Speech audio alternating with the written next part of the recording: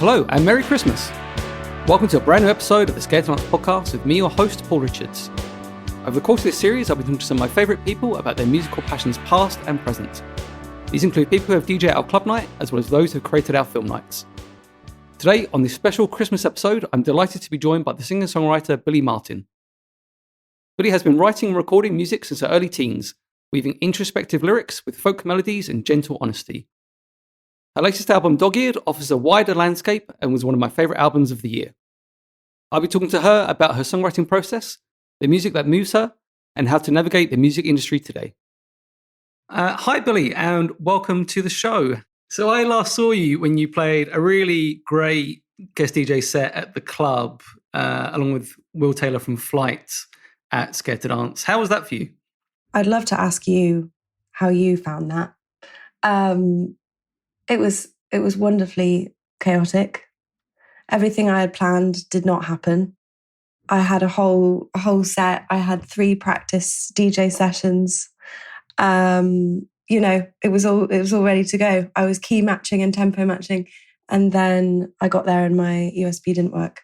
So I think we did a sort of jamboree mix of actual CDs and Spotify mixing. I think Will kind of took the reins while we tried to set up your USB stick.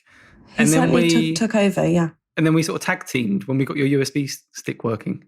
Yeah. And there was a lot of post-punk on there. Which surprised you? It did a little bit. Yeah. Yeah, it was a lot. Well, I thought you would quite like that. Well, I did. So you got to know your audience. So how meticulous were you with the planning? It sounds like you put a lot of thought into it. Yeah, I got really stressed about it. I think there's something within me that wants to, inherently people please. I guess that's part of being an entertainer. And I love doing it with all my heart, and I grew up doing it. And I suppose I put a lot of weight onto it, and there's so much fear in terms of what each individual in the room wants to hear next. And I really enjoy trying to figure that out. It's very much a group process, and me sort of feeding off of this human experiment that is a DJ club night. Yeah, I always find it quite interesting when guests come with sort of a perfect plan, and then you have to react to the room because you're sort of constantly toying with, like I said, playing what you want to play, but also people pleasing. So that's always quite a delicate balance, I think. Mm-hmm. And how ironic you want to go with it as well, which is sort of a new modern layer of DJing. Yeah, I have noticed that with some guest DJ sets. I bet you have. And we were introduced by Simon Armitage. How did you get to know Simon? Lovely Simon. Lovely poet laureate Simon. Yeah. How do I know Simon? I know Simon 2 ways: through his group LYR. Yep. And then also through a very good friend of mine, Guy Garvey, who is also best friends with Simon. So we just sort of became an unassuming crew. And there was a summer a couple of years ago where me plus Will plus Simon were all booked for the same stage at the same festival every weekend. Oh, really? So we just bump into each other then. And it's funny when the poet laureate asks you for tips. Very extraordinary. It was very strange for me getting to know him because I studied him at GCSE. Me too. And I got into his poetry through that. And then when Scared to Dance started in 2009, and we started to get guest DJs, Simon came on board quite early on. I think it was 2011. And he was hosting a music/technology show on BBC 4. And he was in Japan, and he was going through his vinyl records. And I was going, God, these are all the records that we play at the club. So I somehow got in contact with him, and that's how we ended up DJing at Scared to Dance. And how beautiful. Yeah, and he's continued ever since, bless him. And what was his first set like? That is a very good question. Let me have a look. I probably have it in the archive A lot of 80s indie, I think, as you would expect. I DJ'd at both his 50th and his 60th birthdays. And yeah, it was definitely leaning into kind of the Smiths, The Cure, definitely The Fall, Depeche Mode, Ben and Sebastian. But then Simon likes kind of sort of funkier stuff as well, like Sly and the Family Stone and things like that. So yeah, lovely guy. Anyway, I want to talk to you about your new album, Dog-Eared, which is one of my favorite releases of the year. When did you start working on those set of songs? When did I start working on that? Let's say 18 months ago. The process was incredibly quick from having all the songs to having a finished album. So for that reason, it feels like, I did it a couple of months ago, but I recorded it in July last year in Brooklyn with my good friend Phil Weinrobe, who's the most excellent producer. He's actually just put out a Mix with the Masters session. For anyone listening, they should probably listen to that. But as is always the case with me, I tend to just subliminally write. And that will probably be as a result of a huge drought. I love to write in winter. For some reason, all my voice notes are in January every year. I think there's something about hibernating and feeling like you must create, you must get something out. Not so good at that in the summer months. Yeah, so I sort of was continuously writing these songs. Partway through that process, Phil and I had a call, decided we wanted to do the record together.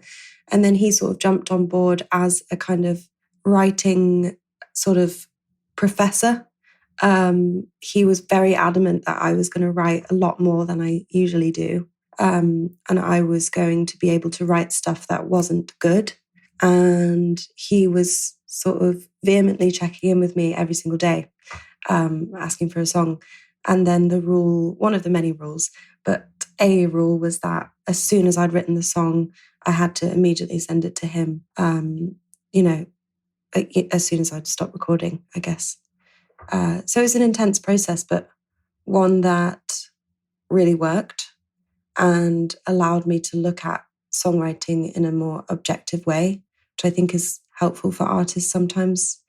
I was much less in my head about it, and I knew that there was an audience from the beginning, as in his voice, his ear.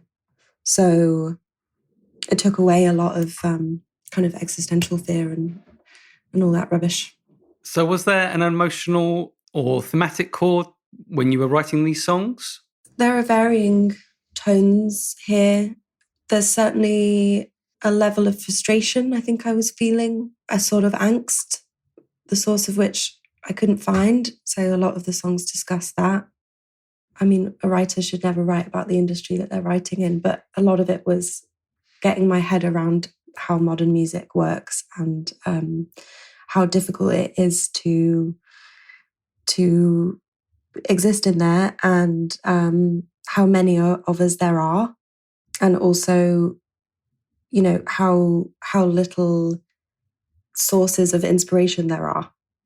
I think I was really trying to get to grips with that, and then a lot of it is about finding self and finding your true identity, whatever that may be, and discovering that in fact changes on a day-to-day basis or changes without you noticing over 5 years.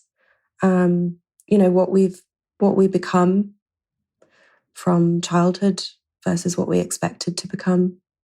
A lot of those thoughts. I could keep going, but let's not. No, I think it's interesting. I mean, how much did that differ from your previous album in terms of the lyrical content? It sounds like there's a lot of frustration and angst there. I think in the beginning, I felt a lot of isolation. I grew up in North Yorkshire, and there certainly wasn't a music scene anywhere. So music for me was a familial kind of love and and then artists themselves that I felt like I knew. You know, I felt I knew Elliott Smith. I felt I knew Nick Drake. I felt I knew Joni. It was very much an escapist joy. So maybe a hint of angst there in terms of resentment for my hometown, whilst also similarly writing about how much I love the natural world and how much I, as all Yorkshire people do, we have this immense sense of pride that's just intrinsic within us. But yeah, in the beginning, everything was just sort of happening to me very quickly. And I guess I was writing about the confusion and loss of self with that. And there was kind of an overwhelming melancholia that felt really comfortable at the time. And as I've grown on and moved on, I'd say the last 2 albums are probably where I wanted to be. That's kind of the tone that I wanted to set the whole time, but I just didn't have the experience to do so. And how do you navigate that line between vulnerability and even privacy when writing such personal songs? I struggle with it. Yeah, I never know how much to reveal. I'm a private person who has to share a lot by force. And I am understanding that the lyrics that people gravitate towards are ultimately the most terrifying, the most personal, the most kind of ugly. And I certainly gravitate to songs that do that as well. So I suppose all the best things in the world are quite hard to do. It's harder to be selfless than it is selfish. It's harder to make the right decision in general. So within writing, not taking the easy way out is a good thing to remember. I think one of the standout songs on the album is Feeling. Could you talk to us about the process behind the opening track? You know, what was happening when you wrote that song? When I was writing that song, I was having really insanely visceral memories of being a really, really young child. So like below 5, definitely. And I had this strong memory of being at my grandparents' house, my dad's parents, and they grew up in a place called Cosby in Leicester, in a council estate. And I remember going there sort of once a year or something and being given this box of toys that came from my dad's upbringing and also my grandparents. So it's sort of an ancient, musty box of weird treats. And I used to just sit there and sort of not really know where I was. Anyway, my grandma had this amazing elaborate carpet, sort of tapestry type thing. Well, the carpet that every grandma has in every house. And I found it really satisfying to play with the toy cars and sort of follow the patterns in the rug and like they were roads. Anyway, I just had a really strong memory of that. And the first verse kind of fell out of that. And that song's a lot about childhood and kind of that warmth that we might feel towards our past selves and how we can still take that with us, I guess. And how do you feel digging that deep? I mean, I would struggle to remember that early. My memory's terrible. Back to the age of 5 or earlier. It feels like that must take quite a lot out of you to dig that far down. You would think. I mean, I'm certainly not digging towards the more traumatic aspects. I think I have like a fondness for memories like that. So they do sort of just pop in sort of daily. I've actually started writing them all down so I can start to piece together what it all means. But no, I have a weirdly good long-term memory. Now I remember things that people have said to me 6 years ago. You know, if my brother tells me a story, I'll say, Max, you told me this 11 years ago, etc. I think that's what comes with kind of having to access your mind in order to make something and choosing which sort of pockets to open. And you say you're writing these down. Is that for yourself or is that for future lyrical content or something else or, even, just writing? Oh, that's just something I feel like we should do. I know a few people that have either done or are doing dream therapy, or they're with a therapist that asks them to wake up at 4 a.m. and immediately write down their dreams. So it's a version of that, I guess. It's kind of like the subconscious sort of demanding to be heard. And also I want to talk to you about the track Leap Year, which I think is a real kind of center point of the album. What was the inspiration behind that song? Well, that was the inspiration had nothing to do with me, because at that point of making the album, I was very much sick of myself. So I was here, I was at home, and most of it was written on this table. But this one, I was having a sick day. I had a really bad cold, and I had a low voice, and it was Phoebe from Friends with sticky shoes. And I was playing around on my phone on this thing called an iOptagon, which is an iPhone version of an Optagon. Okay. And it's got, hundreds and hundreds of old samples on there from any genre you wish. And I found one called Folk and Other Moods, which I really liked. And essentially you just play around on it. And in doing so, I found this really classical chord structure that I never would have done on the guitar or piano, because you're just sort of pressing buttons. And I remember that sticking, and it sounded like, I hate when people say this, but the song really was writing itself because of how kind of like, I'm sure it's a version of songs that have been written a million times over. It's very much not a unique song structurally, melodically. But to me, it sort of felt like, a song that was sort of already there, and I was just marking it through. Anyway, I was writing that, and then I looked at the date, and the date was February. When is the leap year? February 29th. Perfect. And then I had my title. And are there any other songs on the album that kind of surprised you as well? That sounds like quite a surprising process for you, rather than, sitting down at your desk with a set of lyrics or a melody or whatever. Were there any others that sort of came in that way?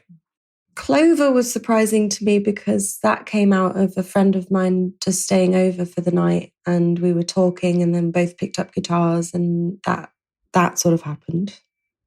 His name is Willie J. Healy. You should get him to DJ. That song to me is very conversational, as if we were just talking to each other, and not so good with collaboration. I tend to not like it or not do a very good job. So I have fond memories of that one. They were all written in slightly different ways. Planets was written in a hotel room in Tulsa, Oklahoma. That came out of nowhere. And it was sort of, a sporadic year of things like that. So how would you describe the evolution of the sound of this new album, Dog-Eared, compared to your previous album, Drop Cherries? Was it more of a collaborative process with the producer, Phil Weinrobe? They're all collaborative. I think there's been more of a spotlight on this one because I wasn't co-producing. I wasn't making the decisions. I couldn't hear my own voice. I couldn't hear anything. So sort of playing blindly, which then opened us up to this new form of live sound. But I must say, sometimes people think that, it's very common for music to be recorded live nowadays. It's really not out of the ordinary, and certainly was how it always was. So that's kind of a given. And Drop Cherries was like that, but there was a little bit of separation, i.e. I was in a booth, or there were certain overdubs, or we moved studios for a bit, or things like that. Whereas this sound that came from Dog-Eared was, I never left my chair, and nobody left their spot. And we walk in, put our phones in the bin, and then get into this room, and then we'd leave as it got dark. And I think sonically it meant for a more kind of conducive together sound. I wanted an album that was going to sound like one long song, essentially, without being boring. And I think we managed that. I think there's so many personalities on this record that they all sort of have their moment to shine through, and I really enjoy listening to that. So did that feel more like being in a band to you? Yes, which is what I've always wanted to do. I just didn't have anyone growing up to do that with. So I had to be a solo artist. And I realized that this whole time I just wanted to be a guitarist. One day I will do that. It's never too late. To be at the back of the stage would be, beautiful. Well, that's kind of interesting. I mean, where do you think that feeling comes from? Are you is it the pressure of leading the whole thing in terms of songwriting and performing, and not even mentioning all the other things you have to do being a musician now, social media and interviews? Yeah, love those. Yeah, imagine being the band member that is filmed with the mic but just doesn't say anything. God, that'd be awesome. I think it's more like the sort of mental relief I would feel not to have your every movement or word analysed. And I wanted to say scrutinized, but nobody's scrutinizing. Or some people are. But it's what your head decides for you, which is that you have to win people over. And I learned a couple of years ago that that's not the case, and people buy a ticket because they want to be there, not because they've been dragged. And it's up to you to make the show that you want to make. But there's a beautiful thing about being in a band, and I really got a taste of that during this album. Are there any musicians you'd love to work with? Many. Are they contemporaries or? Well, the Bell and Sebastian guys, that would be awesome. I can speak to Stuart. Perfect. Let's get that done. There are all sorts. I mean, what sort of band do I want to be in? I suppose, like everyone, I want to be in the Talking Heads. In fact, she was my screensaver for a long time. You recorded the album at Sugar Mountain Studio, New York. How much fun was that? Was that because Phil was already there? Is that his studio? And had you recorded there before? That's his studio. I had maybe 3 days there the September before we recorded. But it's now no longer there. His house. So he built the studio in his basement and then sort of gave it a website. And because he built it, everything was to his level and his spec. And it's not like walking into, a world-renowned studio that's actually a piece of shit and no cable works. And the desk, only 4 buttons on the desk are there. But it looks great. So everything was very smooth and very beautiful. And he certainly was living a dream life. He's actually just sold that place and has moved upstate into the Catskills and Woodstock, which is where all the fancy people are moving nowadays. I suppose it's like us all moving to Margate, but it's not Margate. Anyway, so the next album is looking like it will be up there. Oh, so you'd love to work with him again? Yeah. You clearly enjoyed the process of him setting parameters for you. Yes. Part of the reason it's called Dog Eared is because there was supposed to be a part 2, which I never wrote. As I said, the process was so short. I think we only ended up tracking the whole thing in 6 or 7 days. And it was like a ride that we didn't want to get off. And we were talking about it like it was the start of a project. And are there any songs written for that, or is it the case of No. So nothing left over? Oh, there are leftovers, but no. I like to start fresh. Yeah, you wait for your January batch of songs to come in. Exactly. Yeah, not long now. So you mentioned earlier your frustration with the music industry. So going back further in your career, you started writing music when you were very young, and you were, I guess, sort of discovered on YouTube from covering songs. What drew you to music at such a young age and the need to sort of put them out into the world? What drew me to it was my family. My dad taught me guitar. Mum was playing piano. My brother played guitar. We all sang together. Not in that kind of mamas and papas way, in like, a casual private way. Were they folk musicians? Did they play in clubs or anything? So nobody in the family had ever played professionally. So I was the first one that kind of took it too far. And yeah, the YouTube thing was accidental. we also did not understand the scope of that website. So at the time, it was genuinely just so my grandparents could watch a video. They lived in France at the time and had the internet. So it was a very unassuming thing. I didn't know that being a musician was a career necessarily. I was confused as to how that could be a job. And I was, well, in the beginning I was 12 and then I got sort of scouted at 14 and then I signed to Sony at 15. So it very much happened to me, but not without my consent. And how was that for you entering the music industry at such a young age? I mean, that's a very young age to be... doing anything. Yeah. Yeah. I mean, I couldn't comprehend that at all. What were you doing at 14? I was at school. Oh, yeah. Yeah. Well, I was reading Simon Armitage poetry. Right. Yeah, me too. I was also at school and I also made sure to finish it. And I did my GCSEs and I did my A-levels and I went on tour, but I took my revision and it was a half-life, a secret life. I kept it quite low-key at home and would disappear from school a few times a week and go down to London, talk on the radio and come back. But I don't know, I kind of blocked out a lot of that time because you think you're much older than you are at the time.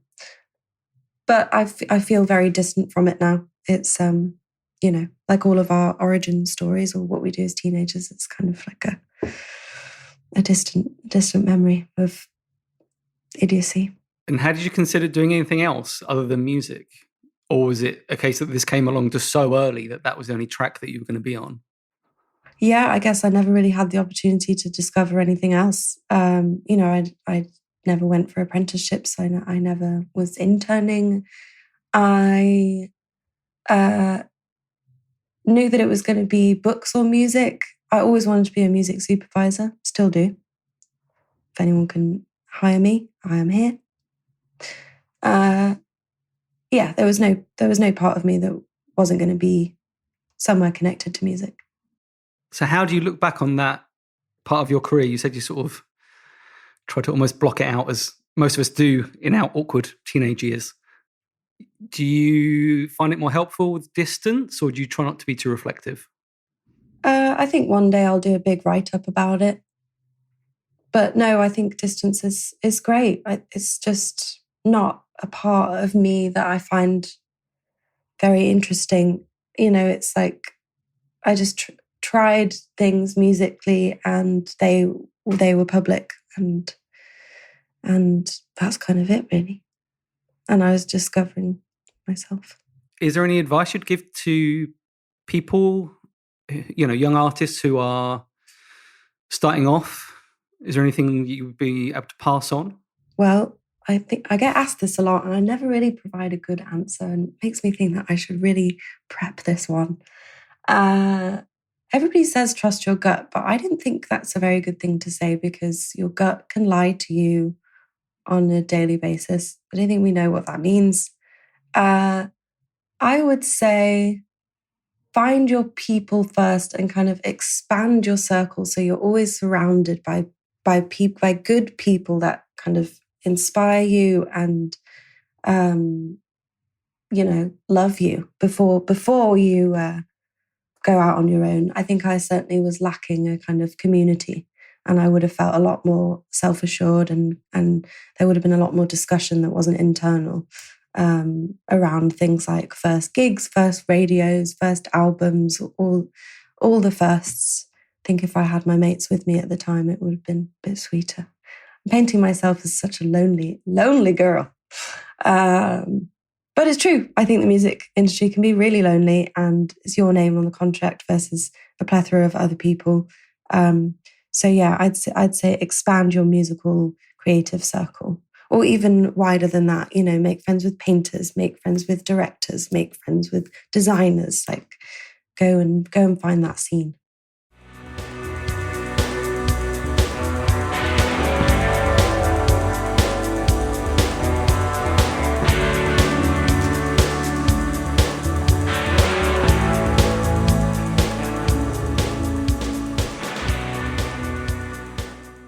So what were those early inspirations for you?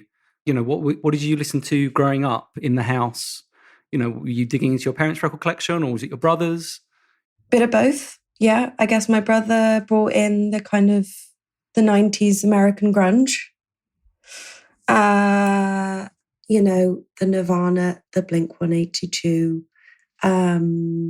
What else was he listening to?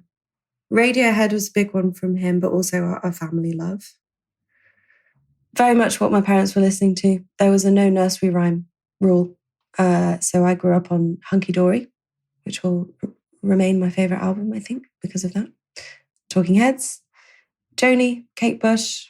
Dad sort of had this, he had the prog down and the rock down, and, you know, quickly taught me about seminal bands like, this is Pink Floyd, this is who's in Pink Floyd, this is the Who, this is who died. This is, you know, like, sit me down in front of the Top of the Pops and Jules Holland and sort of educate me on things. And then mum was born slightly later, so she was very much an 80s kid and was a huge punk, you know, shaved her hair off, bleach, buzz cut, escaped out the window to go see punk gigs in Bradford. She was more sort of, well, she had Kate Bush and Joni, but it was Susie and the Banshees and X-Ray Specs and Psychedelic Furs and people like that. Yeah, so I suppose the angst came from her. And can you remember the first album that you bought, you know, with your pocket money? It was something really shameful. It was definitely like a top 40 now music CD, and it had the Sugar Babes on it. I used to live on those Now compilations. Me and my sister, who's 4 years older than me, that was our musical education. Top of the Pops and Now compilations. It was the cheapest way of getting as much music as possible. Yeah, I do remember being really fond of Lily Allen's All Right Still. This is what I got in my youth. You know, I missed all the good stuff. Not to say Lily Allen's, but you know what I mean. That was kind of the most left field thing you could go for at the time. But I certainly did a lot of avoiding the era I was brought up in and sort of escaping pop music over that time. But also thinking about my DJ sets, it's definitely in there. It is, yes. You say you were sort of avoiding music of the time. Was that when your career was starting to take off, or? Oh, that was a dark period, wasn't it? Sort of 2012 to 2015. Not great. Early 2000s is not the best period. Early 2000s I would take over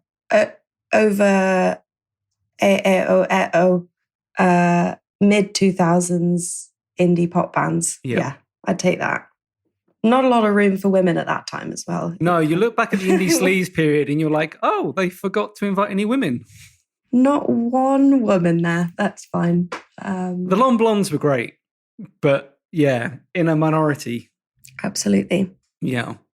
So do you remember, just going back to your earlier career, do you remember a moment where you thought things had clicked and you were getting more of a sort of handle on how you wanted things to be in terms of your songwriting, your albums?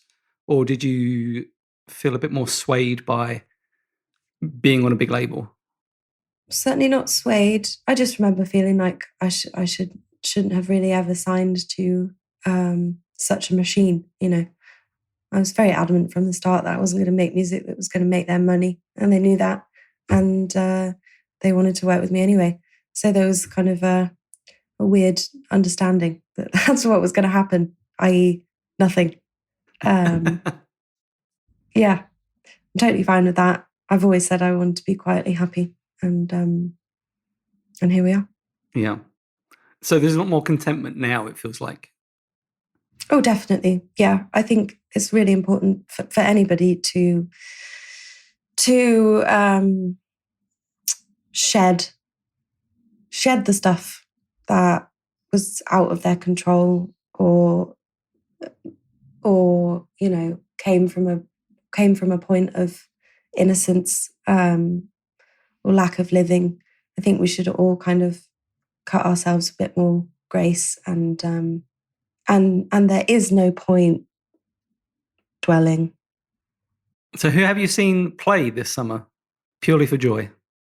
Purely for joy. I mean, I was there at All Points East for the indiest of all indie days with Maccabees, good friends, and Bombay, who actually asked me to stage dive, and I was all there outside a stage ready to go. And then their manager said no. Oh no. Yeah. And then the boys were like, "What happened? You chickened out?" What did the manager say? He just flat out was like, "No, don't think you're going to do that." He was absolutely right. And who else have you seen play this summer? Who else have I seen? I was at Glastonbury. I was there. I had only been once, and that was last year, and we played, and that was marvelous. And then we played again this year, and I was actually playing just before George Harrison's son, Darnie, which was weird. And all of a sudden, all these Range Rovers started pulling up behind the tent. And this was just after we played, so I thought, oh my God, I've made some ripples. And then quickly realised that McCartney was just there to see. Yes. So he was there. Stella was there. Simon Pegg was there, which was weird. Judd Apatow was there. Leslie Mann was there. All to see little Darnie. Did you get to have a chat with any of them? I actually was doing merch after the show and turned around and Judd was there. And for some reason, this crazy confidence came over me and I just shouted, "Judd!" Never met this man in my life. He didn't hear me. One day. No, but actual music that I saw Beth Gibbons. She was amazing. Yeah. Have you seen her live show? I haven't. Very expensive and clever. How was it expensive? In terms of caliber of players on there and amount of players and design, sound design, some weird sort of soundscape setups, stuff that you would not think you could take to Glastonbury. Would that be something that you would want in the future? A soundscape? Sure. Budget's pending? Budget pending. Yeah, I'll take it all. Well, how was playing Glastonbury? I did see you on the BBC coverage playing acoustically. Oh, yeah. Yeah, how was that? It was great. It's very hectic doing those things. I don't think anyone ever has a chill time at Glastonbury. I have a great love for the year before because obviously that was the first time and felt very special. And I didn't know if anyone was going to turn up, and there they were in our little tent. Very beautiful. This time was different. I had a lot of sound issues actually, so had a pretty rubbish time on stage. But I made sure not to think about that too much and kind of realise where I was. So was Glastonbury the previous year, was that a career highlight or previous aspiration for you? I don't know about aspiration. I didn't really have any aspirations because I didn't know what those could be. You know, I didn't have a venue that I always wanted to play. I wasn't even aware of venues, apart from the Brudenell. That was it for me. Yeah, there was no sort of 5-year plan or anything, but Glastonbury's definitely up there. Very pleased to have been there. How do you find playing festivals compared to playing your own tours? Are they much more stressful experiences because you don't get proper sound checks and so on? Yeah, all of that stuff, all of the road dog stuff. I suppose lack of control and lack of how that gig is going to sound is stressful. I think everybody prefers their own tours because there is a familiarity there. You see the same people every day. You get into this rhythm. It is more about survival than it is kind of like enjoyment. You know, you've got to be aware of the longevity and how many times you've got to sing and play and how much sleep you need. But I'm enjoying it more and more. How do you find managing that? It's really difficult. What I don't like about touring is that artists have to sort of return to their child selves, which is going back to the album. You know, we need to be fed, we need to be watered, we need to know where to sleep, we need to know when to sleep, we need to know when to wake up, we need to know where to go and where's the address, we can't book Ubers for ourselves and blah, blah, blah. It's, it's incredibly frustrating. Sometimes you just want to like not Google where to go for dinner or walk down the street by yourself. That's what I'm learning. I'm learning that I need at least an hour or two a day where I'm completely alone. Yeah. And that's quite rare to find on tour. So fingers crossed for this one. Let you know how that goes. Yeah, I don't think touring is a normal human experience, and I don't think it should be normalized. And I think if you're not careful, you could go and tour forever. And I know lots of crew members that have accidentally done that and then lost their lives. So yeah, got to be careful, but it's wonderful to travel the world. And I just want to end on one thing that I read in a previous interview that you gave, where you said you shouldn't meet your heroes. Oh, yeah. And I've been told by Jeremy Della that you should definitely meet your heroes. Well, depends who your heroes are. So what led to that statement? Well, here's a good example. Being that close to Paul McCartney the other day and deciding that he was an untouchable gift, my partner Will actually did go in for the handshake and thank you so much for being Paul McCartney. And they did have a moment. And I'd never seen him so upset after that in his life. He was distraught because it's never the thing that you want it to be. Oh, really? Yeah. You know, I think you want, because he really is his ultimate hero. And there's no words that can really, you sort of want to give them a USB stick of your entire life, just pop it into them for a second so they can see how much it's affected you and what's happened. And then they can take it back and be like, I understand. Thank you for listening. But ultimately, if they are your heroes and they are heroes, they're used to it. They're used to hearing that stuff. And therefore you become, you know, another on the pile, the deluge of adoring fans. And I miss mystery and I miss autonomy between artist and fan. I think in terms of the people that I've met or been lucky to work with, I've had overwhelmingly positive experiences. I can not really think of too many examples that have been disappointing. But I think what I find useful is having a distance there where maybe people will know what the music has meant to you as a fan, but there is still sort of a healthy and mutual respect there. And I wonder if that's the little gap that you have to find sometimes with people. Because, I mean, like you said, people get told how brilliant they are and how much their music means to people all the time. So you need, I mean, this is the problem with social media, that you can now contact people or leave comments and people see them, and that's difficult to navigate.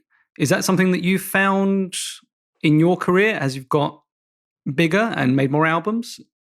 Oh yeah, I hate it. I loathe it. I wish we could all have Nokias. And maybe one day we will. I'm kind of feeling a sort of aversion from everybody slightly. In that social media actually makes us very sad.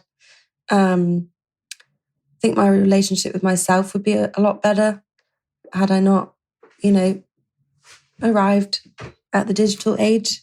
I think music would be way better because we could all stop listening to each other and just make our own stuff. However, it is really important, and the, you know, breadths and stretches that one can reach in terms of musical distance is quite astonishing. And I do get lovely notes and stories and letters from people, and that does, you know, that rocks my world. But I think these things should be taken with a bucket of salt and sort of entered into with a light foot, because it is Mordor. Yeah, I completely agree. I mean, I hope we're going to reach a breaking point with social media. I mean, we've seen certain platforms collapse. I mean, Facebook has pretty much collapsed for most generations. And now I guess we're more of the Instagram generation or TikTok.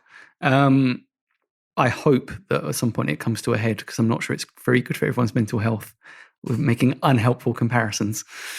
But things like Scared to Dance, you know, none of those, well, I'm sure many people would still be there, but that is you know, it's the megaphone. It's a call to arms. And it is allowing people to go and do something that's real with humans, that's momentary and present. And I think that's how we should be using it, is kind of like do you want to come to this super cool and interesting thing where someone's made a beautiful thing? Great. Yes or no, and then get off. Well, that human interaction has always been very important to me. I mean, during the pandemic, Scared to Dance didn't happen for 15 months for obvious reasons. And I was asked by various people to, would I DJ online so people could experience in that way? And I didn't want to do it. And the reason was, reflecting on it, was that the huge enjoyment that I get from Scared to Dance is the human interaction of the fact that you're in a room with other people. They're not looking at their phones because they're interacting with each other, or they're interacting to the music. Hopefully we're playing things that people like, as well as sneaking in a few things for ourselves. But that's a huge thing for me. And it's the same with the film night Q&As that we do now, where we invite guests. I enjoy talking to people, or I enjoy making them dance. I think that's a huge part. So social media is a way of getting people to those hopefully more enjoyable social environments rather than us being in our little silos on our mobile phones. Absolutely. Yeah. It's our modern church. Hopefully. Okay. Well, thank you so much, Billie, and we'll speak to you soon. Thank you. Thanks to Billie Marten for joining me, sharing her music, her process, and a glimpse into the spaces that inspire her. Billie will be guest DJing at the Scared to Dance Club Night on Saturday the 10th of January at the Victoria Dalston. There aren't too many tickets left, so be quick and get yours from Dice. We also have our upcoming New Year's Eve Club Night, which is very close to selling out. I'll be back on New Year's Day when our guest is James Dean Bradfield from Manic Street Preachers. He discusses Escape from History, the documentary film about the making of the band's acclaimed album Everything Must Go, charting the band's rise following the disappearance of their bandmate Richie Edwards. This podcast was produced at Third Floor Recording.